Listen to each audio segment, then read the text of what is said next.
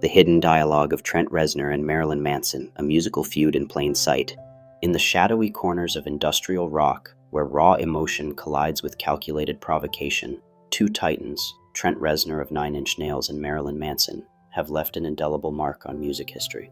Their intertwined careers, marked by collaboration, mentorship, and a spectacular falling out, have fueled speculation among fans for decades. One theory, which I find both compelling and amusing, is that Reznor and Manson have been writing songs to each other, cloaked in metaphor and bravado, all while maintaining a public facade of indifference to save face or protect their egos. The evidence lies in their shared history, their lyrical subtext, and even their choice to cover the same songs, like Carly Simon's You're So Vain. This opinion piece explores the notion that beneath their stoic denials, Reznor and Manson have been engaged in a covert musical dialogue, trading barbs and reflections through their art, a bond forged in darkness. To understand this hidden conversation, we must first revisit the origins of their relationship. In the early 1990s, Trent Reznor, already a rising star with Nine Inch Nails' Pretty Hate Machine, 1989, took a young Brian Warner under his wing. Warner, then fronting Marilyn Manson the Spooky Kids, was a fledgling provocateur with a knack for theatricality. Reznor, recognizing his potential, signed Manson to his Nothing Records label and produced Manson's debut, Portrait of an American Family, 1994. Their collaboration peaked with Antichrist Superstar, 1996, a landmark album that Reznor co-produced, shaping its industrial ferocity and conceptual ambition. The two were kindred spirits, outsiders who channeled personal pain into art that challenged societal norms. Reznor's introspective nihilism complemented Manson's extroverted shock tactics, but their creative synergy was underpinned by a volatile dynamic. By the late 1990s, their relationship soured, with reports of professional disagreements, personal slights, and clashing egos. Manson's 1998 memoir, The Long Hard Road Out of Hell, detailed tensions, including Reznor's alleged dismissal of Manson's contributions. Reznor, typically guarded, has downplayed the rift, but his silence speaks volumes. Publicly, both have maintained a veneer of professionalism, with Manson occasionally praising Reznor's genius and Reznor offering tepid acknowledgement of their past. Yet the timing and content of their music suggest a deeper, unspoken dialogue, a game of one-upmanship played out in lyrics and covers, where neither wants to admit the other's influence. The cover clue, You're So Vain. Lyrical daggers, songs as subtext. Beyond covers, the lyrics of both artists offer tantalizing hints of a musical feud.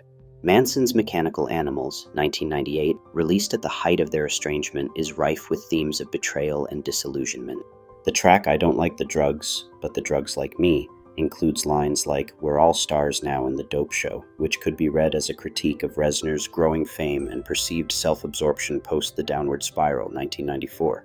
The album's overarching narrative, about an alien-like figure navigating a hollow world, mirrors Manson's feelings of being an outsider in Reznor's orbit, used and then discarded. Reznor's response, if we entertain the theory, comes in Nine Inch Nails' The Fragile, 1999. The album's introspective tone and themes of broken relationships could apply to Manson. Take Starfuckers Inc.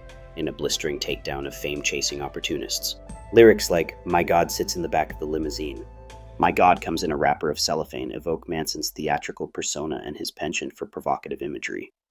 The song's music video, featuring a grotesque caricature of a rock star, feels like a visual jab at Manson's over-the-top aesthetic. Reznor's choice to later distance himself from the song, calling it a moment of anger, only fuels speculation that it was personal.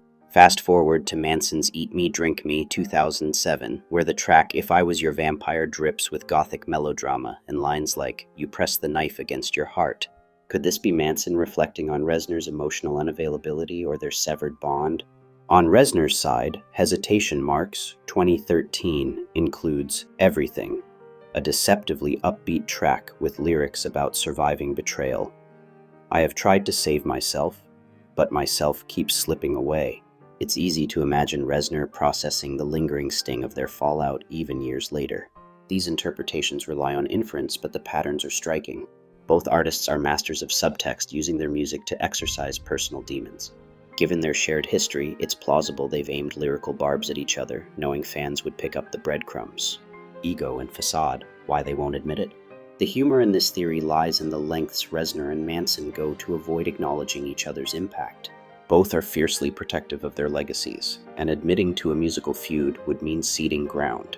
Reznor, the introspective auteur, projects an image of artistic purity, distancing himself from the shock rock antics he once nurtured in Manson. Manson, the eternal provocateur, thrives on controversy but avoids appearing wounded by Reznor's rejection, framing their past as a stepping stone to his own stardom. This dance of egos is quintessentially rock and roll. By channeling their feud into music, they maintain plausible deniability. A direct confrontation, say a diss track or public call-out, would be too overt, too vulnerable. Instead, they trade veiled insults through art, letting fans connect the dots. It's a power move. Each gets to air grievances without losing face. Their reconciliation attempts add another layer. In 2000, they briefly patched things up with Manson appearing in the Starfuckers Inc. video, a tongue-in-cheek nod to their tension. But the truce was short-lived, and by the 2010s, their interactions were limited to polite nods and interviews. Manson's 2017 comment to Esquire, "Trent and I are cool now, but we don't talk," feels like a diplomatic sidestep, preserving the myth of mutual respect while hinting at unresolved baggage. Why it matters. The art of the feud. The idea that Reznor and Manson are writing songs to each other isn't just fan speculation, it's a testament to their creative potency. Feuds, real or imagined, have long fueled art, from Tupac and Biggie to Taylor Swift and Kanye West.